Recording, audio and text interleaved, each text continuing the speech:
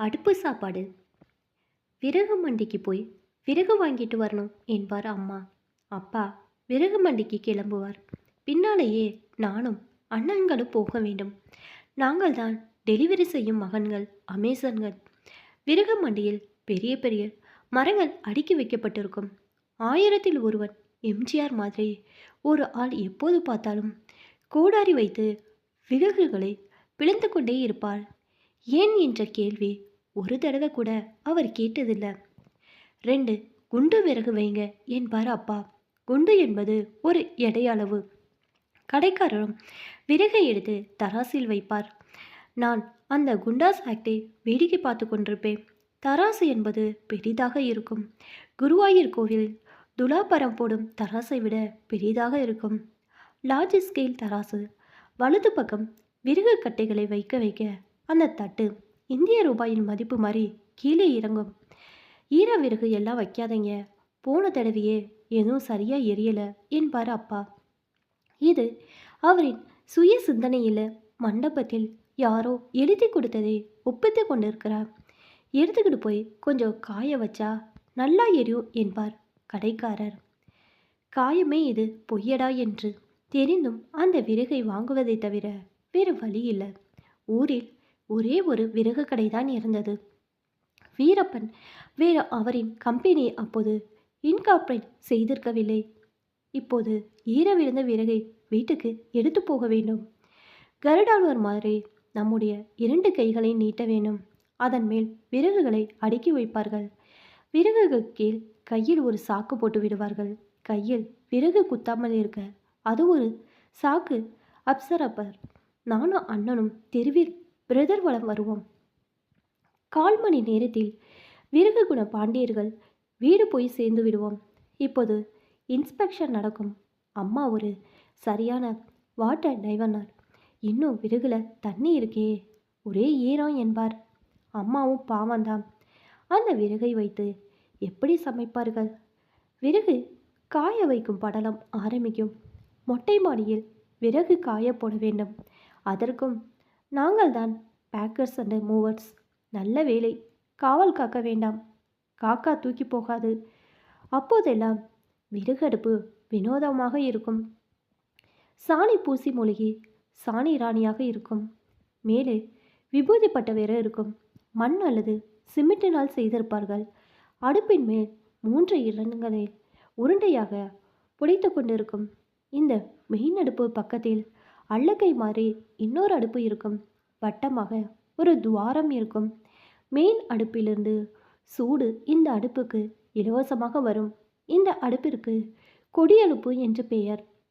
இந்த ஆக்சிலரி அடுப்பு பொதுவாக ரச செய்ய தான் உபயோகப்படுத்தப்படும். சமைக்கும்போது சதா சர்வ காலமும் அடுப்பு பக்கத்திலே ஜெகன்மோகினி பேய் மாதிரி இருக்க வேண்டும். விறகு உள்ளே தள்ளி விட்டு கொண்டே இருக்க வேண்டும். அவ்வப்போது விறகு அணைந்து புகை மூட்ட வரும்.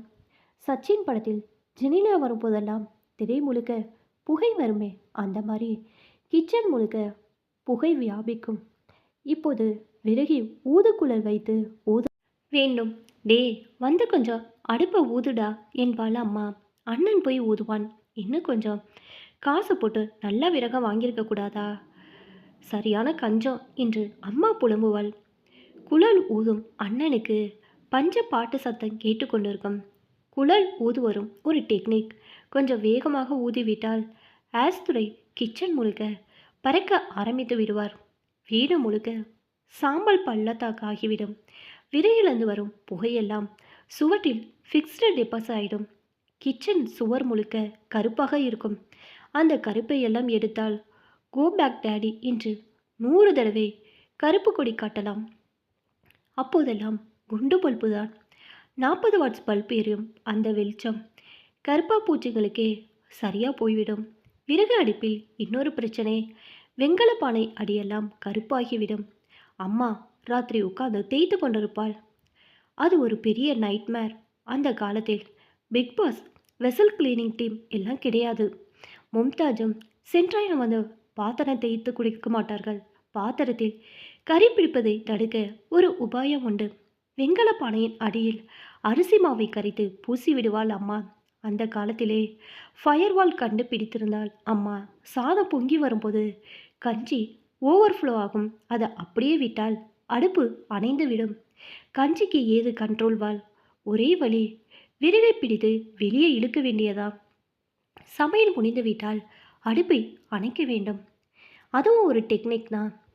விறகை வெளியே இழுக்க வேண்டும். அதன் மீது லேசாக தண்ணீரை தெளிக்க வேண்டும். தண்ணீர் தெளித்து விட்டாச்சு என்றால் இனிமேல் பயன் இல்லை என்று அர்த்தம்.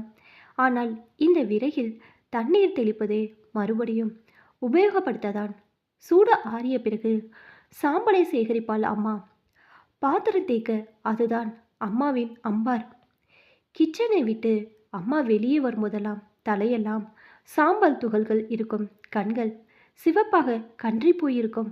ஆனால் தட்டில் வெள்ளை வெள்ளேனென சாதமும் சாம்பாரும் வந்து விழும். பல ஆண்டுகளுக்கு பிறகு இன்று என் வீட்டில் இருக்கும் கிச்சனை பார்க்கிறேன். மேடையில் இருக்கும் கிச்சன் அசசரியை நோட்ட விடுகிறேன். கேஸ் ஸ்டவ், பைப்புடன் கேஸுடன், microwave oven, rice cooker, induction stove, coffee maker, chapati maker, bread roaster, sandwich maker, electric kettle, இவ்வளோ சாதனங்கள் இருக்கின்றன. வேண்டிய அளவு பிளக் பாயிண்ட் இல்லை. இருக்கும் ஓரென்று பிளக் பாயிண்டிலும் செல்போன் சார்ஜர் நிரந்தரமாக குடியேறி இருக்கிறது. ஏனோ எனக்கு அம்மாவின் நினைவு வருகிறது. விறகு அடுப்பு வைத்து புகைகளுக்கு மத்தியில் 10 பேருக்கு தவளை செய்து போட்டது ஞாபகம் வருகிறது. இதோ இப்போதும் கிச்சனிலிருந்து குரல் கேட்கிறது. நைட்டு டிஃபனுக்கு என்ன செய்யட்டும்? ஒரே ஒரு வித்தியாசம். கேட்டது சமையல்கார அம்மா.